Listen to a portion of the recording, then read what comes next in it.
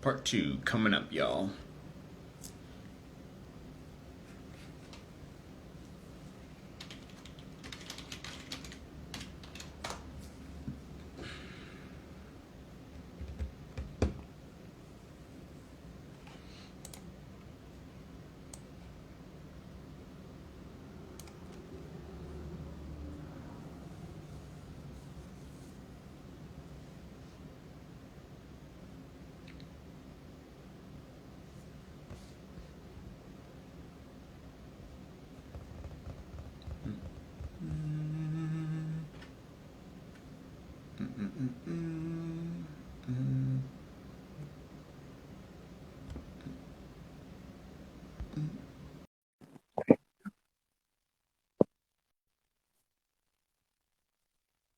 You should be able to.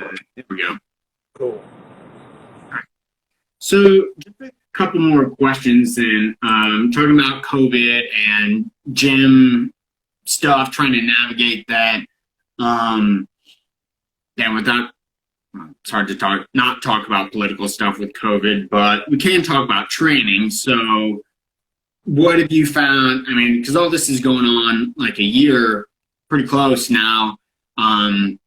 We talked about some stumbling blocks. What have you found to be effective for like training, either in a group or individually? Videos, solo drills, strength and conditioning, diet, obviously. What's worked out well for you, or have you seen work well for your teammates during this time? Well, so as far as training, what I found the most value in training at home was I started doing a lot of kettlebell work. That's Mm-hmm. what I got very heavy before people bought. What's funny is my girlfriend and I were already wanting to buy kettlebells to do them at home, and we had purchased a few. Then Mm-hmm. and then apparently kettlebells completely sold out on Amazon. So we had that going for us. And then when the gym finally started opening up again, and back in June when more places, when the economy opened back up, the gym kind of had some soft opens and we went through phases. And what we've kept now, which I actually think it's genius. You know, some people may think it's too much, but they've developed what they've called are quarantines. And so you have like a handful of 6 people you train with, you know, that are within your size and level. And those are the people you're to train with, and you have to try to coordinate and make sure you make classes at the same time.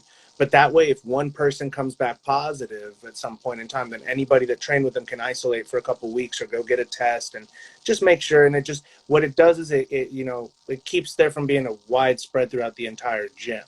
Because we have had a couple people that have gotten sick, and it worked beautifully. So with us being at the hospital, they kind of just made us our own class, and that's the class I took over. And so that's been one thing I thought was pretty good that we did, because like I said, we do have people on our mats that are in their 20s, 30s, but we also have 40s, 50s, and 60-year-olds that come train because that's the environment we've fostered. So we do have people you wouldn't expect to be on the mat that are on the mat. And so we wanted to find a way that could make it to where everybody could feel like it was safe for them to train. And so that's been something we've really done. I think, especially I give my coaches credit for that.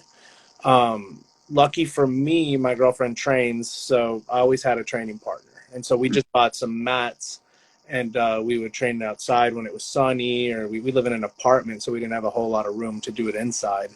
But we found ways to train that way. As far as just to keep in shape, you know, jujitsu or non-jujitsu, just to keep in shape, sprints. I started doing a lot more of sprint type stuff, sprint work. I started doing a lot more just walking with weighted backpacks, things like that. But yeah, what might be difficult for me is, or for anybody that does jujitsu, is just finding the training partners. That's limited to your training partners. So solo drills, oh man, I'm gonna get in trouble for this. I get bored doing those. I need to have the a training partner's energy. So I mean, I'll do some movement drills for stretching and things like that, because I mean, I'm a movement specialist, so I mean, I understand the complete value in that, and all the different types of animal crawling and different types of mobility work, from like kin stretch and all that. All those things are very valuable, and I think, you know, you kind of find what you enjoy doing. Tyra loves jumping rope. So she'll go outside and because it's convenient, it's quick. So But to really, honestly, the hardest thing with jiu-jitsu is that to stay good at jiu-jitsu, you have to keep doing jiu-jitsu. And so there's no, you can, Danaher released that free thing on BJJ Fanatics, all the solo drills. But everything else was you need a training partner. So I think that made it kind of hard for us. But as far as keeping it safe in the gym for the population we have, that's been the whole, just kind of putting people in groups and making sure that they stick to that has been the best way to control it. And then what else? That's really all I can think of that they've done that really kind of helped with that situation. Yeah. Yeah. I think there is no supplement, there's no replacement for jujitsu. Like, you need that timing, you need another body. No grappling dummy in the world is going to have the exact tension and feel of like tissue and tendons. It's just not the same. So I feel like you kind of have to accept that, like, if you're in like a really strict lockdown area, like you kind of have to accept that your timing is going to be off. What you have to accept is that you're going to become a blob in that time. So, like, get some weights, go for a walk, go running, run your dogs, work out with your dogs. Like, I forget how many people, like what percent of people have dogs in the country. There's a page called Mutt Fit. Like, teach your dog something and keep you both like in shape. Like, throw some my kettlebells right now live in my kitchen because, like, when I'm making coffee, I'm doing kettlebell swings. Like, I mean, you don't have to accept that you're going to just go downhill in that time. It's just that your time is going to be a little rusty, so you can shore up those other areas. You're really following Pavel's grease the groove mentality, yes. The swings in the kitchen and stuff. I'm a huge fan of Dan John, so him and Pavel are tied together. So yep, my coach Adam, he had to really nail into my head, like, listen to Dan John, because I was like, I used to have the mentality, if you don't crawl out bleeding and spewing out you can train hard enough. And he's like, dude, when you're past 23, you're pretty much an old athlete. So you need to start viewing it that way and treating your body that way. And I forgot what was the book that Dan John released a few years back. The Easy Strength. That one. So he gave me that book, and I started kind of following that. That was my first introduction to training smart instead of training hard all the time, because I used to always just train hard. It's so good. Like, I love Dan John's stuff so much. I did the easy, I did easy strength my last competition, and then I did a repeat before this one. I did a repeat of the next 28 days. I forget whatever he calls it, but it's just, you just do 500 swings for 28 days in a row. Wait, I don't care. Just do the swings. Well, how many sets? I don't care. Just do the swings. Like, but yeah, all of that stuff. Steve Bechtel is another. He's a climbing coach, but just his training philosophies are outstanding in a very similar way. Like, he puts out stuff all the time like that. He's like, it's so simple. I will bet you that you won't make it through this workout without changing something and overcomplicating it and then complaining it doesn't work. Yep. Exactly. That's kind of like Pavel. I mean, Simple and Sinister, and what was the other one that I really liked? But either way, it's all, they all have that same mentality, and it's been a lot smarter to train that way. I think for me, the thing I like about kettlebells the most, I like the fact that you kind of, when you're doing barbells and any other kind of weights, you're at the mercy of that barbell. The kettlebell kind of moves around what range of motion you have. The kettlebell, what your body has available. And then as far as, to me, the best exercise, like, swings are great, all sorts of different swing varieties are great, but if you're doing jiu-jitsu and you don't do Turkish get-ups regularly, you're missing out. You're missing out, because that is the fundamental movement to so much in jiu-jitsu, from shrimp, technical stand-ups, the ability to get out from underneath someone that's bigger than, and I value that as a little guy. Like, I mean, a lot of the bigger guys ask me how my escapes, what is it that I'm doing, and it's a philosophy or a mentality, which is, I'm not trying to move you, I'm trying to create a frame and move myself away from you. I can Yes. I'm teeny tiny, I can just fit through there and scoot out, and that's kind of the way that kettlebells really strengthen that. The Turkish get up I mean, if anything translates into jiu-jitsu movement, that is the best bang for your buck, in my opinion. Absolutely. I went with the swings just because they were tried and true, but I was really tempted to do, I don't know if it would have been 500 get-ups, but like 100 get-ups every day, or 50 or something. At like lightweight, like 25 or something. But yeah, I agree 100%. That's a super essential movement. Well, I'd like to move into our, like, I do a lightning round at the end, just kind of fun, easy questions. Tangents are totally acceptable. Cool. Okay. Your favorite cut or dish on a carnivore diet?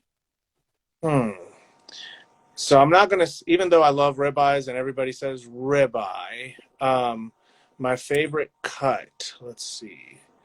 Well, since organ meats are the way to go with everything, but even though it's more, what do they say, offal or however you pronounce it. Yeah. Mm-hmm. I love tongue.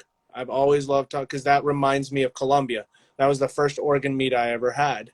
So what we would do, the way they would make it there is they'd boil it, pressure cook it for long enough for it to get really, really soft, and then tear the skin off, outside skin, and then shred it. And you could shred it in whatever seasonings you want, and we'd make tacos with it. So that's just kind of, for as far as nostalgia and a little more out there than your typical cut, because sure, everybody's favorite cut is going to be some sort of a ribeye or a New York strip or something like that. But as far as like just something that kind of reminds me of home, it's going to be something with a beef tongue. Nice. Yeah, I do like tongue as well. Well, the next may have taken the wind out of the sail, but the strangest thing you've eaten on a carnivore diet? Brain. I've had lamb brain. Actually had it the other night. I got some from Frankie's Free Range Meats. They kind of have a little bit more out there organs, maybe deer testicles. Mm-hmm. Those are the two things I haven't gotten yet that are on my list, and I did just find out about Frankie's. So just because White Oak is usually sold out of stuff, so I was looking around for other places. So brain and testicle are definitely on the list.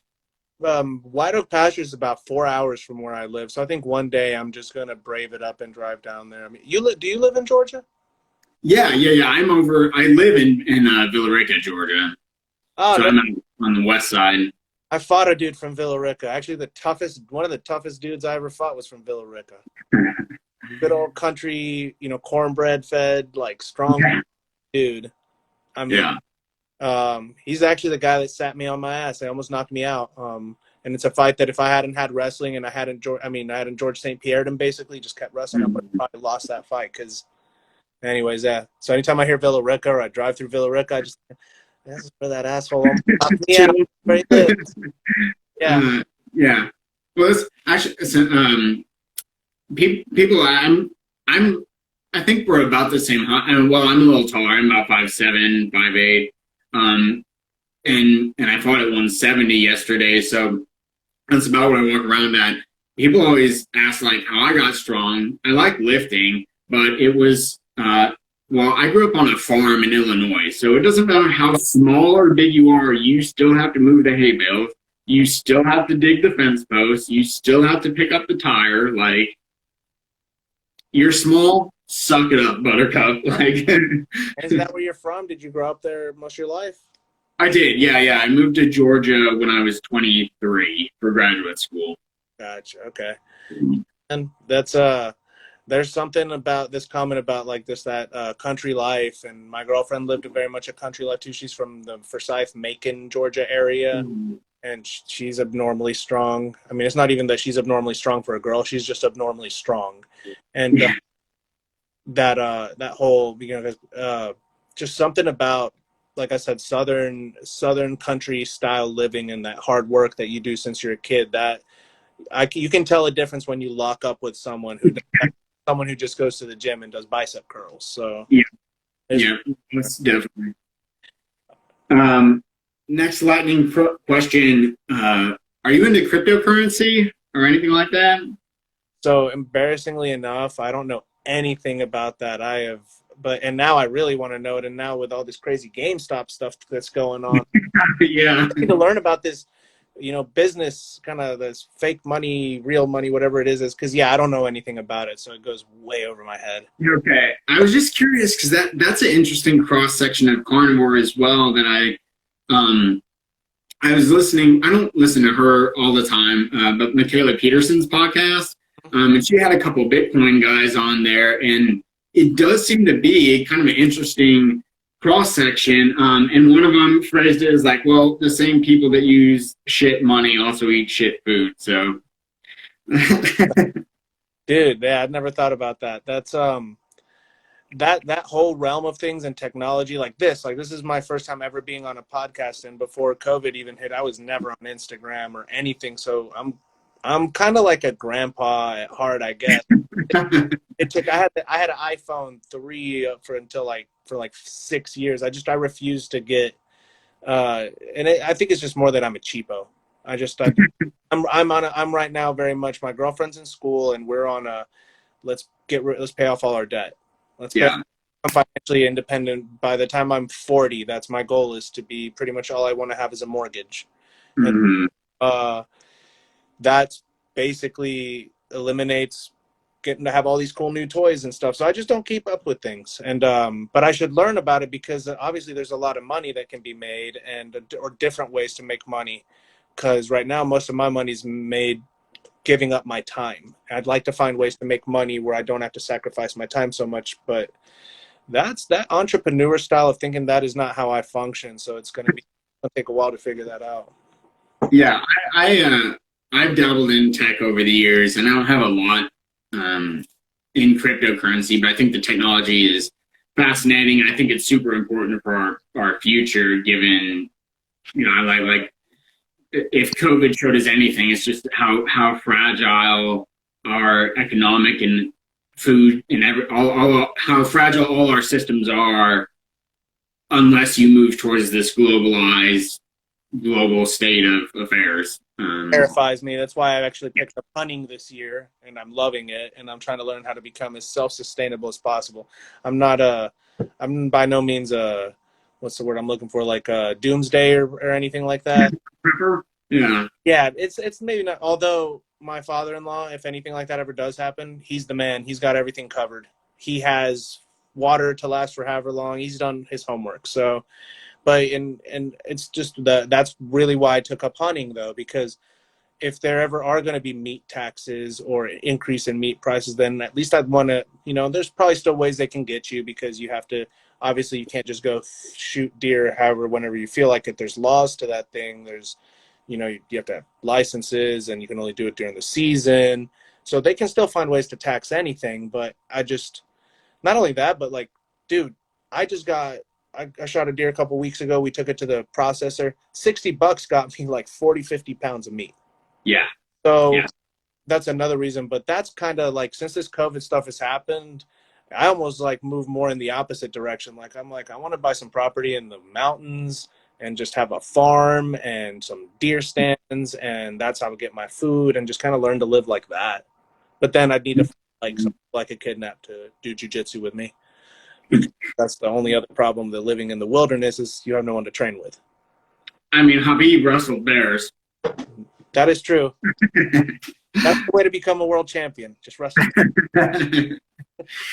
Your top three, your favorite, I was going to say top three submissions. So top three winningest submissions, or just your top three favorite submissions?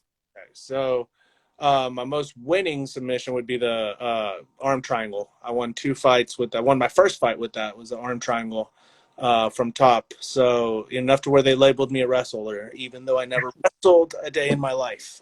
Let's see. And then arm bars are probably my best submission that I get more than anything else. And then the heel hook. Right now, learning leg locks in general, but heel hook is still my favorite because I feel like it does the most damage anatomically to a human being. Sure. Like that.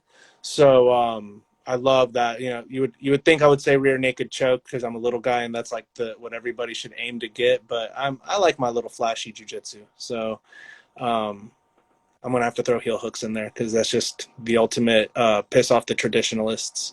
Yeah. Arm bars from the guard? Anywhere. anywhere. And heel hooks from Ashi or any particular? Uh, I generally get it from reverse ashi, some sort Okay. of side Mm-hmm. reverse. That's usually or a 411 honey hole, whatever you want. That's kind of my where I go to. But I've been playing a little bit more with what's that? It's like the backside 50-50, I think is Yeah, what. I was just gonna say I've been digging that myself. That's well, you posted. I forgot who it was that you shared. That's pretty much his entire game. Robert Deeble. Yep, and I've been watching those, and that's just I end up there a lot, and I just never realized it, and was like, okay, I'll start playing with that because all you're Yeah, changing the where the foot is, and now it's a heel hook all of a sudden. You're like, oh, that's beautiful, and then when they roll, it's the only direction they can. I mean, isn't that the yeah. same kind of that Ryan Hall hit BJ Penn with in the It UFC? is. Yes, yes. That's the position he got. It wasn't a traditional Imanari entry. It was a little different. Kent Peters did a breakdown of that. Um, but the position he ended up in was the backside 50-50. And that's, you have Rolled out and a done. heel already in, and if they backstep, they're dead on arrival. Yep. But I liked it as well because it's such a good entry, especially if you got short legs and you play half guard or deep half, X guard, things like that. You're kind of up under them anyhow, and they're like pushing real aggressively on you, and you step over the back. And if you don't get it quite all the way, you still got knee bars and all that toe holds kind of stuff. So yeah, What's really cool, and I'm sorry, just because I've made it a habit to play the games that tend to piss people off. I'm doing a lot more worm guard and kind of just lapel guard in general. And I just hope they someday allow more leg locks in IBJJF because that game opens up leg locks so much just from certain positions. So it'd be really cool if they did allow more reaping and more heel hooks with the gi on because I believe the IBJJF is allowing reaping and things in no gi, but still not in gi, right? yeah, and only for brown and black belts.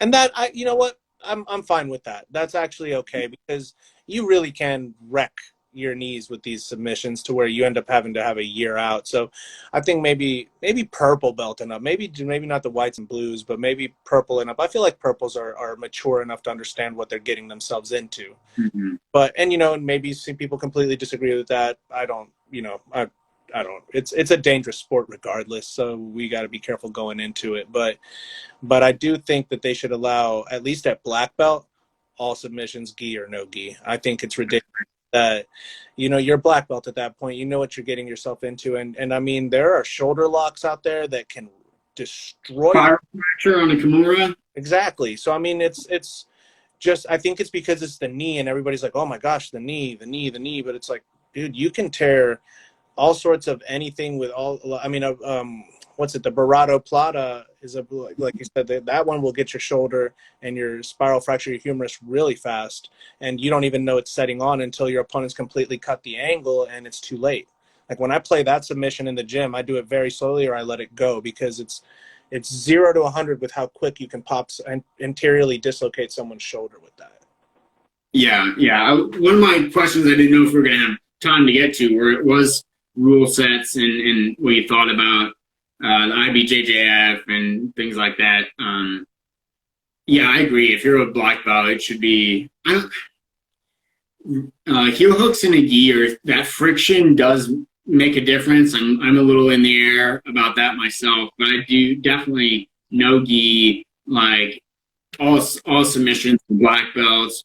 I think there should be a more tiered approach as well, because it makes no sense to say, okay, you can only do straight ankle locks as a blue belt, and then all of a sudden as a brown belt, you can heel hook people. Mm-hmm. Like, yeah. That is how people get hurt because they don't prep for it. Or like yesterday, I was supposed to go no-gi advanced, right? So it would have been heel hooks, reaping, everything. And then I have to go purple belt in a gi. So all of a sudden I go from like defending a heel hook for 5 minutes to now, just because I have clothes on, I can't even do a knee bar. Yeah, it's difficult. I mean, I think I guess with how easy it is to tear your ACL with the particular heel hook, I could see why it's reluctant to allow those in with the cloth, because Mm-hmm. essentially, I mean, but my girlfriend's hurt her. She tore. I would say, this is a conclusion off me testing it. We never got an MRI, but her foot got caught in the cloth of a white belt. Of course, all injuries happen when you grapple with white belts, but her foot got caught in the cloth somehow, and it just Twisted it. and it put all the pressure on her LCL. So luckily it was the LCL, and it popped. And when I did the test that they teach you in school, it was like, oh yeah, that's torn. And I don't know Mm-hmm. how bad, but luckily it was the LCL, and 90% of the time they just don't even do surgery on that. They just let it heal. And so she's fine now. But so it's just, I mean, you got to be careful with anything. There's been times I've been playing worm guard and my foot gets caught in the sleeve and I have to almost tap out just so that I don't get rotated or something like that. So, yeah, that's a tough one, but I'm going to be biased because I like this. I like the leg lock game. So I wish they would just allow it in both. And then that's just me.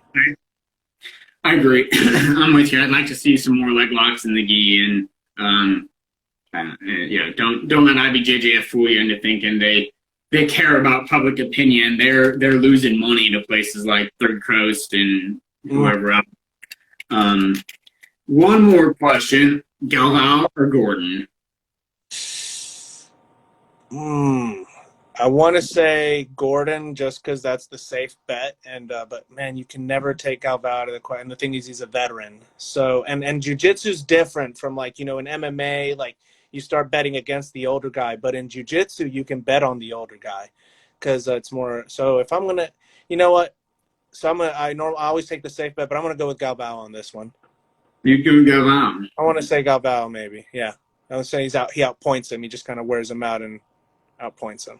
Or is it a submission? Well, ADCC. I mean, okay. So, yeah, I could see him trying to wear on him. It would be interesting because most people don't get that opportunity to wear on him. Buchecha, for some reason, did not look like Buchecha at all in that fight. So, it's the unsafe bet, but I'm trying to go for the more reward, big risk type of thing. So, I'm either going to look full or I'm going to look like a genius. All right. Any non-BJJ celebrity, or so not BJJ celebrity athletes, but just either celebrities that practice BJJ or just a celebrity that you'd want to fight? Oh, fight because I don't like him, or just fight for fun, just to.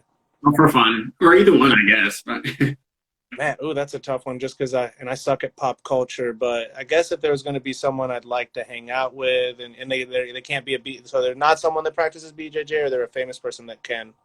They can practice BJJ, but not like a BJJ like a competitive athlete. So not like Gordon or Gary or Galvao or Pena or. Gotcha. Let's see. I was trying to think. Well, I don't know if. Man, that's a tough one because I don't really think about celebrities like that. So I don't think of anyone I'd like to hang out with. And I guess since you put me on the spot, I can't even think of celebrities right now. I guess if I was gonna say anybody, what have I been watching lately that I like? Man, this is a tough one. I guess didn't Jonah Hill start grappling or something too? Doesn't he do jiu-jitsu now? I think he's a blue belt. Yeah. I just because he's a guy that I could actually hang out with because he'd crack me up. He kind of has like a childish sense of humor. So maybe with that guy, just because the only thing I can think of right now that does jiu-jitsu. Yeah. Rob Wolf just got his brown belt not too long ago. Well, I thought Rob Wolf, since he's competed and stuff, if it was going to be somebody I want to grapple with, it would be definitely Rob because he's actually one of the people that I look up to the most. And he actually trains with the same coach as I do. So I'm in SBG Athens. He's SBG. He's about to move to Kalispell. And I'm actually part of his little Healthy Rebellion, the thing that he does. I'm part of the Healthy Rebellion, so I'm a member. And he and I have kept in touch about training, hopefully sometime soon. And but since he's moving to California, I was a little not that I don't like. That he's moving to Montana. I'm sorry, not that I don't like Montana, but just Texas really had a cool ring to it, and I wanted to go visit Texas. But Montana's cool because we got one of our coaches up there has a few gyms, and he's got some killers up there. So, and like his kids are also phenomenal jiu-jitsu athletes. So Rob Wolf is definitely somebody. Yeah, if we're gonna kind of, I was considering him more of kind of the martial arts athlete because he's fought Muay Thai fights and he's trained for a long time. And I started thinking more like Hollywood. So yeah, Rob Wolf is definitely somebody I would want to train with. Cool. Well, the very last question I ask everybody is, Paul always asks people Paul Saladino asks, what's the most radical thing you did? But when I did the solo intro episodes way at the beginning of this podcast, I talked about doing things that are hard. So not just like easy hard, like you're just playing the mental game of tricking yourself into doing more or thinking you're challenging yourself, but actually taking a risk and something that you might fail at, like something that's going to challenge you. So what's the most recent, like hard, challenging thing that you have done? I would say taking on hunting. Hunting was definitely something that was, I think I'd shot a gun once in my life before this. I shot a living being, so I didn't know how I was going to respond to that. And then luckily I had a friend teach me, and he guided me along the way. But it's a lot more complicated than it looks. Tracking the animal, it takes a tremendous amount of discipline. I'm a very talkative person. I have a hard time staying quiet. I have a very hard time sitting still. So to think that I would actually do well with something where you sit in a tree for 3 to 4 hours and whispering and in the freezing cold, and so it's not like, it wasn't as hard as say like getting through school while working full time and things like that. But as far as like just kind of mentally challenging, and because it's all the things I suck at, plus that's just that new. And then also having to come to terms with, I'm about to take something's life. And I think the biggest misconception is that people that think that people that eat the way we do, we don't care about animals. But I mean, that was, when you do that, that's kind of different. So that's probably the toughest thing I've done here in recent times, but that's also been very rewarding. And it's a skill that is, just put it this way, hunting is like my new jiu-jitsu in a way. I'm going to definitely looking to actually become very skilled at it. Yeah, I don't think it made it. No, it didn't make it to my goal list yet, but I only because I haven't put it on there, but I definitely considered that. And this would be a good time, right? Like at the end of the season, you can like start practicing, get your gear, and then be ready for next winter. That's super cool. It's something that I would be interested in for sustainability as well. If you're going to do that with the gun, if you have a good gun, like my buddy had a badass AR with a good scope. So, I mean, first shot, it was easy. So if you want to do like, if you're into the skill portion of things, bow hunting, that's where that, if you want to really develop, that's what all the like Robert Sykes says he'll only do he prefers a bow only just because the skill. So that would be a cool one, because you can set yourself, you can get really good at shooting a gun in 1 week, but I mean, getting good with the bow and learning how to track the animal and get close enough to shoot them with the bow and all that, that's what I hear is like this much more. Yeah, I actually have a couple naked recurve bows, so there's not even a shelf.